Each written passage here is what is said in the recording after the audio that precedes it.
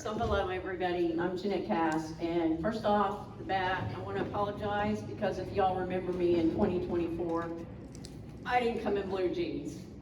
But this Velcro just shredded one of my very expensive jackets when I went up to speak in Cass County, and I thought, you know what, I'm just gonna tough through it, so I hope you guys will. It's just Yeah. But you're important.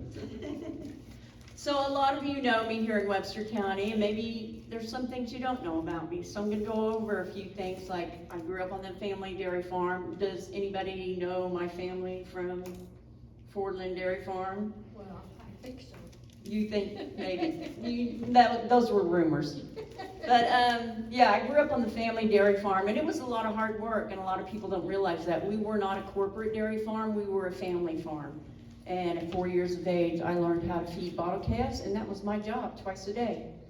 And as I grew, more jobs came available. I loved it. It gets in your blood. Farming gets into your blood. And that's why I was so excited when I got my postal job, my union job. That was one of the things that I was really excited about that job, because it afforded me the opportunity not only to raise my kids as a single mom by myself without assistance, which is a lot, but it afforded me the opportunity to buy the very small farm that I have right now. Do you have any farmers in the room? Does former count? So I have a 50-acre farm, and some farmers would call that, it's a hobby farm. Well, it's a lot for a single gal to take care of on her own. Case in point. But yeah, so it's what makes me happy. And so I farm, and I name my cows.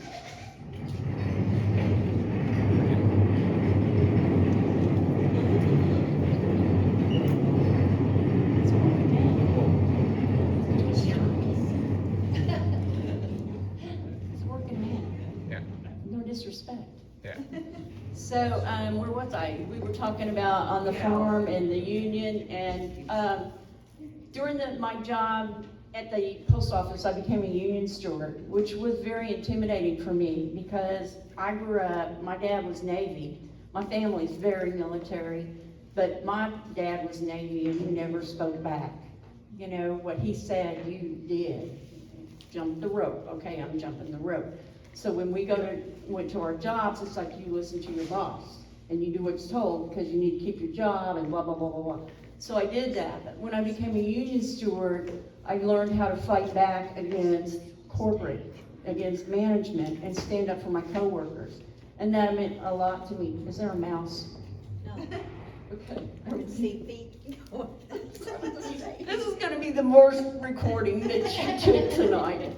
But yeah, that's, you know, being the union steward taught me a lot, and I was really very proud of it. It was during my stint as a union steward that I went to conferences up in Kansas City and DC.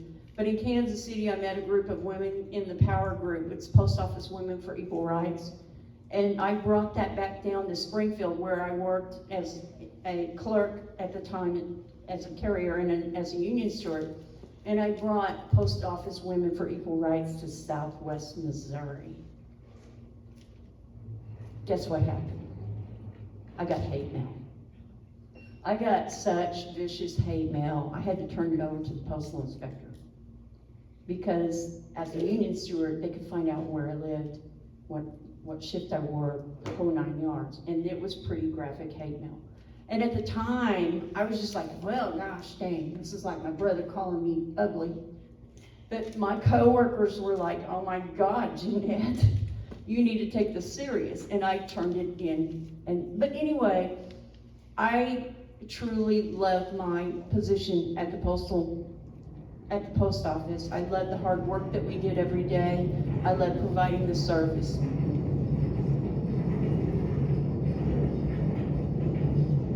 I'm just going to talk over him if I can. Yeah. You just talk. What? Just talk. Roll with it.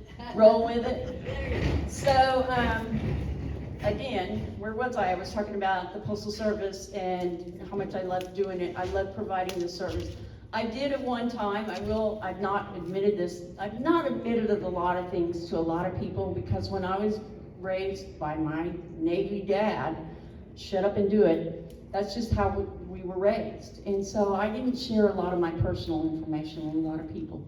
So people didn't understand. As a single mom, I've hit rock bottom so many times, and sometimes I can still feel the grit underneath my fingernails and climbing back up out of it just to survive and keep my head on straight and keep working forward. That's just grit. That's just work ethic that was trained into me. It's you never give up. You keep fighting back. So when these yahoos up in DC, they leave, and then we have a shutdown, and they get paid, and they leave DC, I'm offended. I think if you're gonna do a shutdown in DC, you don't get paid, and you don't come home until you sit down and you get it sorted out and figured out. It's not fair for our TSA employees to have to go through the crap that they've been going through, or anybody else, gosh dang it, our military, I'm pointing at Louise, sorry. Our military that weren't getting paid, the other employees that weren't getting, it's not fair. You shouldn't have to work for free to try to hang on to your job. So if you're gonna shut down our government, then you're shut down. You don't get paid, you don't go home until you sit down and you ratify the situation. Because you're up there to work for all of the Americans, not for your own personal opinion. And it's like my candidates before me have said, you know, it's not party over people, it's not country, it's country over party. And I think everyone who's come up to speak before have said this too. We want to fight for our country. We're not getting fought for in DC right now. And that's why you've got 7 Democrats that stepped up and run in the 4th. Because we're not getting represented. And we're like, by golly, if it takes 7 of us, 1 of us is going to get it. And it's like Wayne said earlier, no matter what happens, what Democrat wins or loses this primary, we all got to get behind him and get him over the ledge. That's just the important thing. Because we are all running. I'm not running against these guys. I'm running against Mark Alford. And I know Mark Alford's getting primary, but he's going to outmoney them. And I've been told I'm getting outmoneyed, and I am. And that's fine. But I was in the primary in 24, and I got outmoneyed in 24, and I took 22 of the 24 counties. It's how you use the money, it's how you know how to work with the people, and how to get them to understand that you're fighting the fight for them. I wouldn't have stepped up this second time to run if I didn't realize how important it was. And I just want to mention, I've heard a lot of pretty negative comments during this campaign, which has kind of floored me, but it's like, suck it up, get up, you're the fighter. You got the grit underneath your fingernails and you just keep fighting back. And I just want to say something. 96% of the people in Congress, that's US House and Senate, have a degree or higher, MDA, doctorate. And look where we're at. Are they overeducated and don't have the work grit? Why are we where we're at?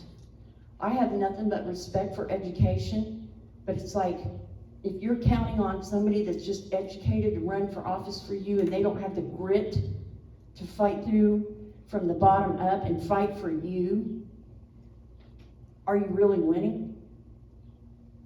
80% of them are lawyers. 6% are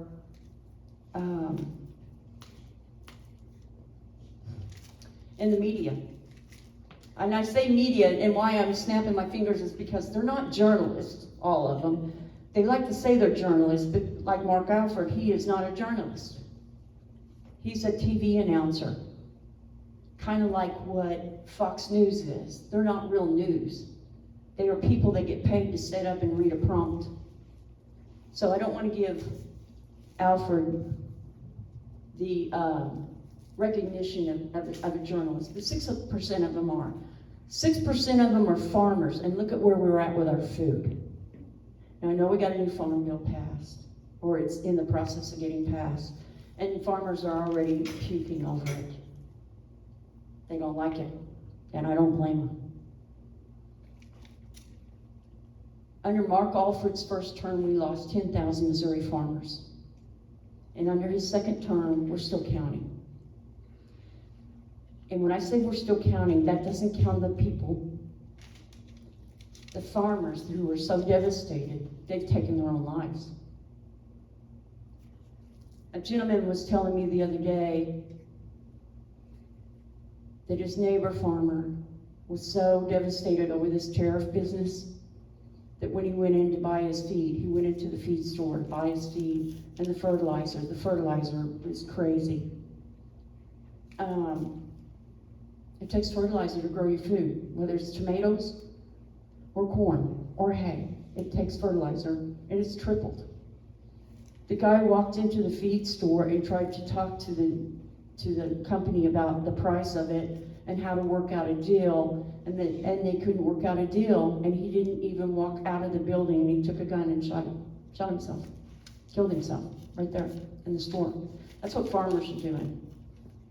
And I think that we've heard FAFO about the farmers for so long. I've heard that for so long, I was afraid to tell anybody I was a farmer. Because they'd be like, yeah, you're one of them. No, I'm not. But they grow your food. 4 companies are monopolizing the price of your meat, whether it's chicken, eggs, pork, beef, milk. It's all monopolized. You go into the grocery store, and every item in there, from toothpaste to spaghetti sauce, is monopolized by 10 companies. We've had antitrust laws since 1921. Mark Alford put the A+ Act in the Farm Bill last year. And I campaigned on that, 2024. I campaigned on that. I kept trying to tell people, you guys need to be scared shitless about this. Sorry, language. I got in trouble for cussing. I'm a farm girl. He put the A+ in, and I campaigned on this in 2024. I tried to tell everybody, you need to be really worried about that because it kills the Packers and Stockyards Act, which is the antitrust law. So now we're here. We've got the A+ Act in. We're monopolizing price. So whatever Democrat you send to DC has got to understand how to fix that. Because it's your freaking food. I'm sorry, language. No, really, I'm sorry. I don't think Americans understand how truly hurtful your food is going to be in the next 3 years. People on social media are begging, telling you, grow a garden. If you've never grown a garden, I don't care if you live in an apartment, buy a pot, put your food in, grow food. Because it is going to be so unattainable in the next 3 years. Or it's going to be so unaffordable. That on top of the tariffs where we have to import so many tomatoes and bananas and everything else, it's going to be devastating. I'm getting off on a tangent there. The one thing that I want to say to everybody is that I did not quit campaigning after the election in 2024, and I'm just going to ask you a real quick question. Who wants to tell me what they did the day after Trump was elected to president? Turned off my TV, stayed in bed. Of my antidepressant medication. I'm not joking. I was so depressed I couldn't get out of bed, and I did turn off my TV. I wasn't depressed that Mark Alford beat me. I was depressed that Trump was coming back into office, and I knew what he was going to do because I knew what he did in 2016. And the second day, I just bawled my eyes out as though my mother had died all over again. I couldn't quit crying. People were calling me and saying, Jeanette, how are you? And I'm like, it was horrible. And the third day, I picked up my computer and I contacted every candidate that ran for office in 2024, and I said, let's get together. We got to talk about what we did right, what we did wrong, and what we got to do different to campaign in 2026. We need to get people ready. We had several meetings, and we talked about different things that we could do, working together and figure out how to campaign. And all I could do was put this out to the candidates. Whether they picked it up or not, that's kind of on them. But we put it out there as a group. We discussed it. What we got to do? We have to do something different. We can't keep campaigning this way and keep losing. And so then I worked with the 24 counties that are in our district. We've got to work together as counties. We can't stay and fight it one county at a time. And that's a lot damn harder than what you guys think, to get counties to marry up and help each other.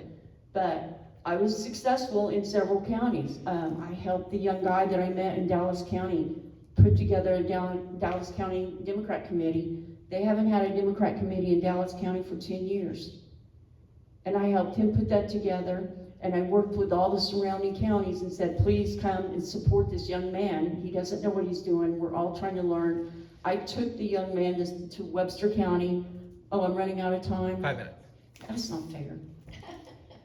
This is my county. Don't I get bonus? No, I'm kidding. That's weird. I'm just teasing everybody. But that's what I did. I never stopped campaigning to represent the people in the 4th, because I've never stopped believing in you. And we have a lot of candidates running, a lot of Democrats. And I don't know about you guys, but I haven't met the 2 that we're going to meet next month. But I've met 2 of these guys, and thank you for what you said earlier. That was very sweet of you. It's on you as the voter. Take notes. That's why I said bring notebooks. I take notebooks when I go speak and I hand them out. Take notes, because it's up to you as a voter to find which Democrat you think has the oomph to fight for you. Now, I'm running out of time, and there were several things that I wanted to talk about. How many minutes do I have? You have 4 more minutes. Okay. In 1995, my mother passed away.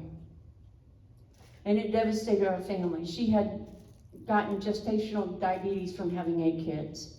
And it went into full-fledged diabetes. And normally it attacks your eyes or your feet, but hers attacked her inner organs. And it slowly hit her kidneys, and then her liver, and then her heart. And she had the heart attack. And she was getting over the heart attack. And then she was struggling with it. And she's going to the doctor, and she's not telling us kids anything.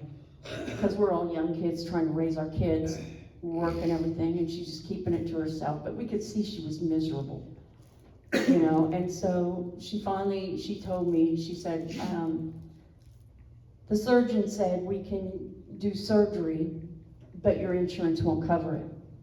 Because as a farmer, kind of like independent construction workers, anybody with an independent job, you're an independent employer, you don't get group rate insurance. You're buying it solo. It's extremely expensive, and you get very little benefits in that plan.